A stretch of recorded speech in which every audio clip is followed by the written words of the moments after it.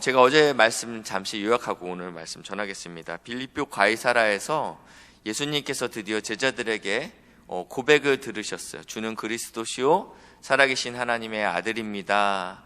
여태까지 따랐던 그 제자들은 예수를 선생으로 알았고 단지 어떠한 엘리야 정도로 알고 있었다면 예수님께서 받으셔야 될 참된 고백을 드디어 받으셨습니다. 그 고백을 들으시고 예수님께서 드디어 제자들에게 가르치셨다라고 말씀하셨는데, 무엇을 가르치셨냐면 내가 반드시 고난을 받고 또 죽으시고 부활할 것을 가르치셨다. 그리고 나를 따르는 제자들에게 동일하게 명령하셨죠. 자기를 부인하고 자기 십자가를 지고 따르라 라고 말씀하셨어요. 그리고 나서 제자들에게 3명의 제자들과 함께 변화산으로 올라가셔갖고 자신의 본연의 영광의 모습들을 보이셨죠. 잠깐의 모습 보이셨어요. 네, 했고 너희가 나를 따를 때 고난과 십자가의 길로 가겠지만 결국에는 이러한 영광을 맛볼 것이다 라고 제자들에게 보이셨던 것입니다.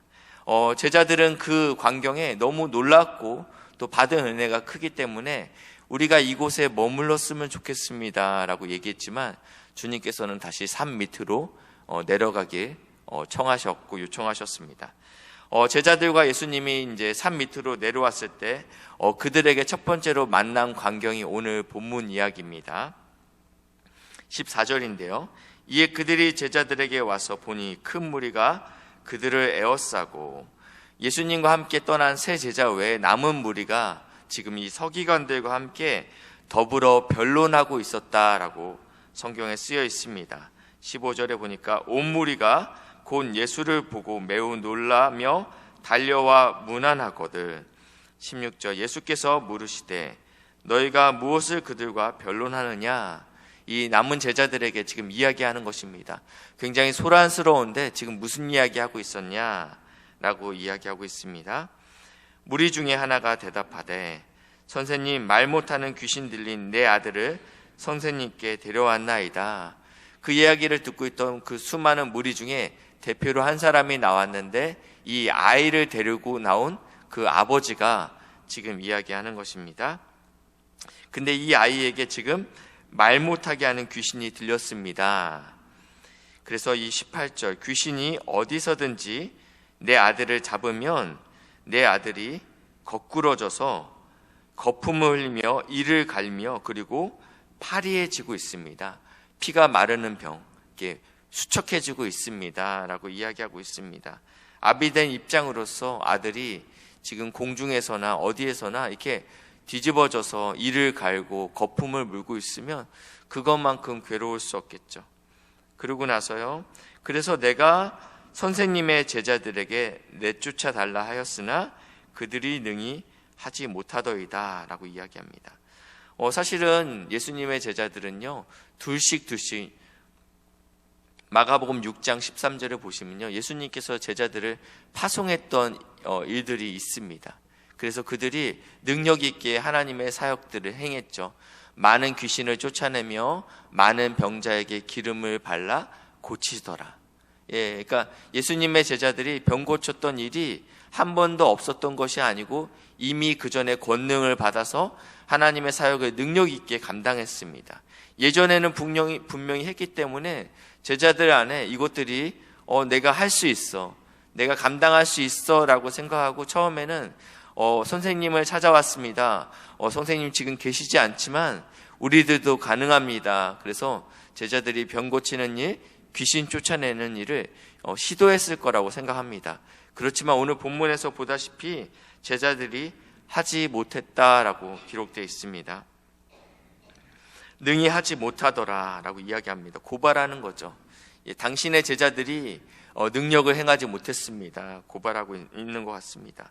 저는 이 본문을 읽으면서 지금 교회 공동체가 귀신 들린 사람들, 아픈 사람들을 향해서 마땅히 행해야 될 권능의 역사들을 하지 못하는 세상들이 우리를 향해서 당신의 제자들이, 교회가 이 일을 하지 못하고 있습니다 라고 고발하는 것처럼 들렸습니다. 19절에 보시니까 예수님 말씀하십니다. 대답하여 이르시되 믿음이 없는 세대여, 내가 얼마나 너희와 함께 있으며 얼마나 너희에게 참으리요. 그를 내게로 데리고 오라 하시매 말씀하십니다. 주님께서 우리에게 이렇게 책망하십니다. 믿음이 없는 세대여라고 말씀하십니다. 히브리서 11장 6절 보시면요, 이렇게 표현되고 있어요. 믿음이 없이는 어떻게 돼요? 하나님을 기쁘시게 하지 못하나니 믿음이 있는 사람은 하나님께 나아가는 자는 반드시 그가 계신 것과 찾는 사람에게 상 주시는 이를 믿어야 할지니라 말씀하고 있어요. 우리가 하나님께 나아가야 되는 것은요, 어떠한 믿음이 있어야 되냐면요, 하나님이 계신 것과 찾는 자에게 상 주시는 이심. 그러니까 우리가 기도의 자리에 나갈 때 믿음이 있냐 없냐는 이 두 가지로 결정된다라는 거예요. 우리의 기도를 들으시는 그분이 있다, 첫 번째. 그리고 우리의 기도를 들으실 뿐만 아니라 우리의 기도에 응답하시는 분이 있다. 이 믿음을 우리에게 요구하신다라는 거예요. 근데 이 세대를 향해서 믿음이 없다, 이 제자들만을 두고 얘기하는 게 아니에요. 믿음이 없는 제자여 라고 얘기하는 것이 아니고 믿음이 없는 세대여 라고 이야기한다는 것입니다. 지금 그러니까 이 교회에, 지금 몸된 교회에도 동일하게 말씀하고 있는 것입니다. 그리고 요청하는 것이 무엇이냐면 내게 데리고 오라라고 말씀하고 있습니다. 우리에게는 능력이 없죠. 우리에게는 소망이 없습니다. 그렇지만 몸된 교회가 해야 될 역할들이 있는데 귀신 들린 자, 약한 자를 주님께 데리고 오는 것은 우리가 할 수 있다라는 것입니다. 그래서 이제 데리고 옵니다. 20절에 보니까 귀신이 예수를 보고 그 아이로 심히 경련을 일으켰다. 예수를 알아챈 것이죠. 땅에 엎드려져 구르며 거품을 흘리니까 예수님께서 이 아비에게 이렇게 물어봅니다. 이 아이가 언제부터 이렇게 아팠습니까? 어릴 때부터 그랬습니다 라고 이야기합니다. 그러니까 이게 굉장히 단기간 아팠던 것이 아니고 오랜 시간 이 아이가 이 귀신의 고통 가운데 눌려 있었음을 볼 수 있습니다. 이 귀신이 그를 죽이려고 불과 물에 자주 던졌나이다. 이 상황 가운데 불이 있으면 이 아이가 불로 들어가고, 물이 있으면 들어가지 말아야 될 강가로 들어가고 있는 이 아이를 붙잡았다라는 것입니다. 그러니까 늘 이렇게 강가에 내놓인 아이 같다라는 것이죠. 그러면서 이제 아버지가 이렇게 고백합니다. 그러나 무엇을 하실 수 있거든 우리를 불쌍히 여기사 도와주옵소서. 이 아버지는 믿고 싶지만 믿을 수 없는 상황인 것입니다. 모든 상황과 환경과 시간과 또 예수님의 제자들이 그리하지 못했기 때문에 이 아버지는 믿음이 떨어졌던 것입니다. 23절 예수께서 이르시되 할 수 있거든이 무슨 말이냐? 믿는 자에게는 능히 하지 못할 일이 없느니라. 아멘. 오늘 주님께서 우리에게 말씀하십니다. 그리고 우리에게도 말씀하십니다. 믿는 자에게는 능히 하지 못할 일이 없느니라. 아멘. 우리가 이 믿음으로 이 기도의 자리에 나온 줄 믿습니다. 좌절할 수 있어요. 예. 기도하다 보면 응답하지 않으신 하나님 때문에 더 이상 기도하지 못하는 경우들이 있습니다. 그럼에도 불구하고 주님께서 우리에게 다시 한번 격려하시고 약속의 말씀을 주십니다. 사랑하는 딸아, 아들아, 믿는 자에게는 능치 못함이 없다라고 말씀하고 있습니다.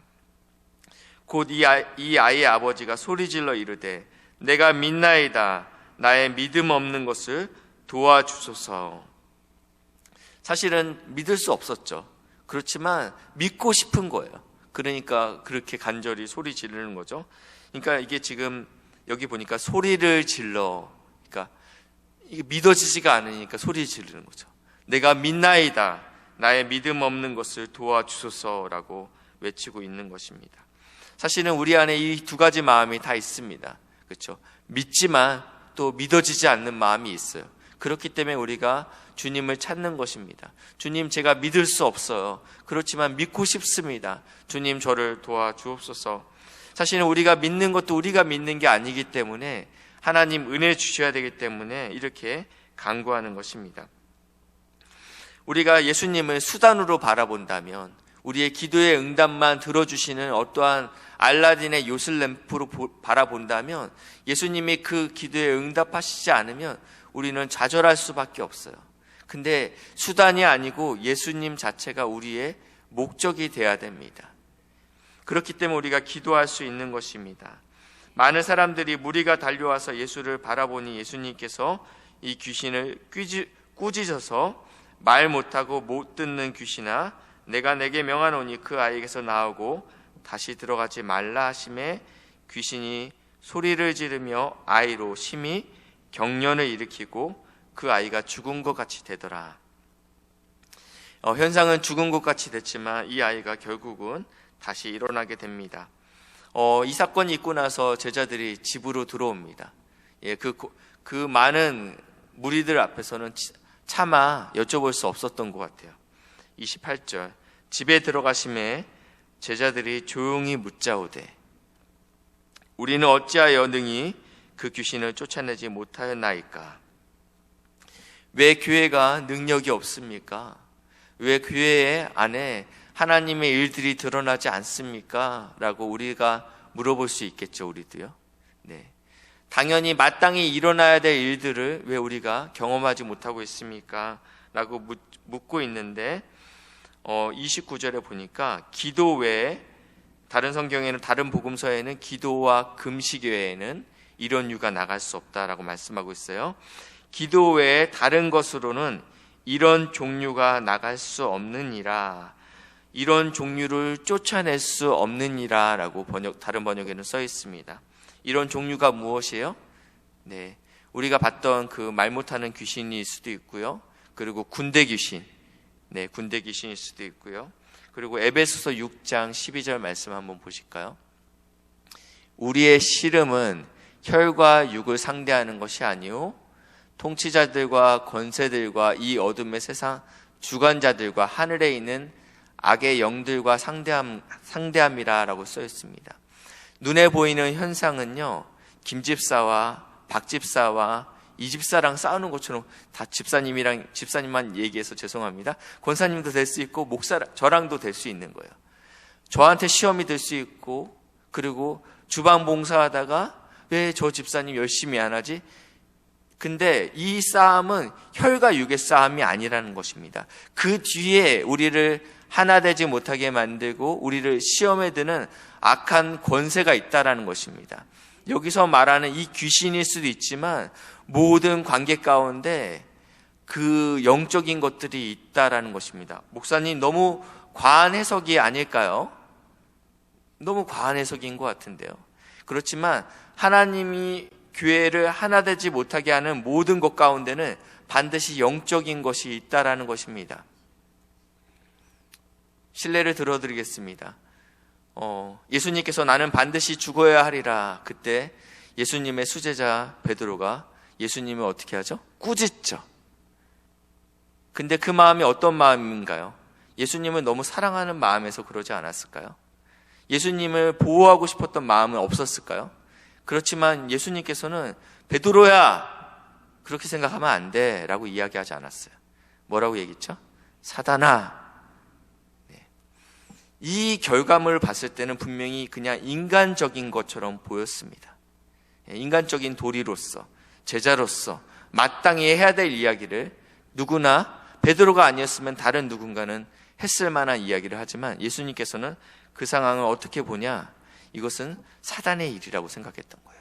하나님이 마땅히 져야 될 십자가의 길로 가고 있을 때 인간적인 마음으로 붙잡는 것들이 그냥 단순히 혈과 육의 싸움이 아니고 그 뒤에 하나님의 일을 하지 못하는 것이 있다. 우리를 하나 되지 못하게 하는 것이 있다면 그것은 그 김집사의 문제가 아니고, 죄송합니다. 그래요. 박 목사의 문제가 아니고 그 뒤에 영적인 세력이 있다라고 생각하셔야 되는 거예요. 그렇기 때문에 이것을 쫓아내는 유일한 방법이 뭐냐? 기도다라고 이야기하고 있어요. 이런 종류로 나갈 수 없다. 그러니까 여러 가지 종류가 있다라는 거예요. 사단의 방법은 한 가지의 방법이 아닌 여러 가지의 방법으로 우리를 공격하고 우리를 넘어뜨리게 하는데, 이런 종류가 쫓아내는 것은, 쫓아낼 수 있는 유일한 방법은 기도와 금식이다라고 말씀하고 있습니다. 몸된 교회 안에 놀라운 하나님의 은혜와 또 하나됨이 있기를 간절히 기도합니다. 그러기 위해서 우리가 할 수 있는 것이 무엇이에요? 기도예요. 네. 하나님, 복된 교회 주님께서 핏값으로 사신 이 교회가, 이 조국 교회가 하나님을 두려워하게 하시고 하나님을 사랑할 수 있는 은혜를 부어달라고 오늘도 또 함께 기도하시는 복된 믿음의 동역자들 되시길 주님의 이름으로 축복합니다. 기도하시겠습니다. 좋으신 주님 감사합니다. 우리를 사랑하셔서 우리를 구원해 주시고 또 우리를 위해서 십자가에 죽으시니 감사합니다. 우리가 그 예수님을 따라가는 제자의 삶을 살아낼 수 있도록 인도하시고 역사해 주시옵소서. 세상은 울부짖고 있고 이를 갈고 있는데 하나님 이 땅을 향해서 우리가 예수님을 선포할 수 있도록 인도하시고 역사해 주시옵소서. 감사드리며 예수님의 이름으로 기도했습니다. 아멘.